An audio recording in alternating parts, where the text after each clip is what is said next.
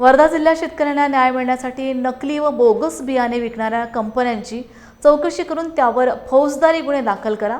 नुकसानग्रस्त शेतकऱ्यांच्या शेतीचे पंचनामे करून 15 दिवसात नुकसान भरपाई द्यावी। 2023च्या अवकाळी पावसाची रखडलेली मदत रक्कम त्वरित शेतकऱ्यांच्या खात्यात जमा करावी। शेतकऱ्यांची संपूर्ण कर्जमाफीची रक्कम त्वरित मिळावी।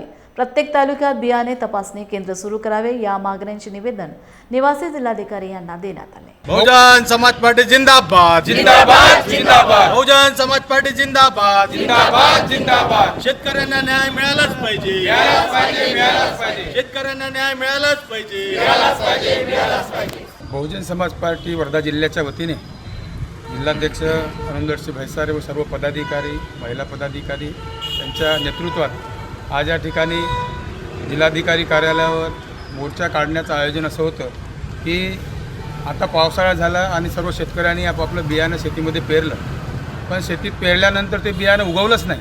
ते बियाणं बोगस आणि नकली होतं आणि म्हणून नकली बियाणं देणाऱ्या ज्या काही कंपन्या आहेत त्या कंपन्यांवर कारवाई होण्यासाठी मुख्य मुद्दा हा होता की त्यांच्यावर कारवाई झाली पाहिजे आणि त्या शेतकऱ्यांना पुन्हा बियाणं मिळालं पाहिजे आणि त्याचे पैसे न घेता त्या दुकानदारांनी त्या शेतकऱ्याला ते बियाणं उपलब्ध करून दिलं पाहिजे आणि ज्या काही कंपन्या बोगस कंपन्या आहेत त्याच्यावर फौजदारी गुन्हा दाखल पाहिजे, ही मुख्य मागणी होती।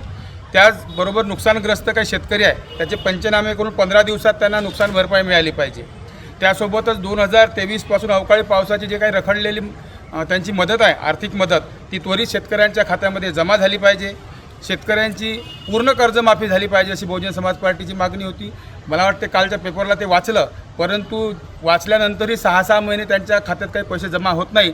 म्हणून जिल्हाधिकाऱ्याच्या मार्फत आमचं असं म्हणणं आहे की त्वरित जे तुम्ही बोलले की शेतकऱ्यांची 100% कर्जमाफी आम्ही केलेली आहे, ते त्वरित त्यांना मिळावे पैसे आणि प्रत्येक तालुक्यात बियाणे तपासणी केंद्र सुरू करावे, अशा आमच्या प्रमुख 5 मागण्या होत्या। या मागण्यांना धरून आज बहुजन समाज पार्टीच्या वतीनं आम्ही या ठिकाणी जिल्हाधिकाऱ्यांमार्फत निवेदन दिलेलं आहे आणि त्यांनी ताबडतोब सगळ्या पोलीस स्टेशनला आणि संबंधित कृषी अधिकारी जे आहेत त्यांनी ते पाठवलेलं आहे। त्वरित त्यांच्यावर कारवाई करण्याचं आश्वासन जिल्हाधिकारी यांनी आम्हाला दिलेलं आहे। तर या पद्धतीनं आजच्या आमच्या मागण्या होत्या। आपलं पुढचं पाऊल काय असणार आहे? जर हे त्वरित या माध्यमातून बोगस कंपन्यांवर कारवाई झाली आणि शेतकऱ्यांना न्याय मिळाला नाही तर पूर्ण जिल्ह्यामध्ये बहुजन समाज पार्टी तीव्र आंदोलन करेल आणि या कंपन्यांचा जाहीर निषेध करेल।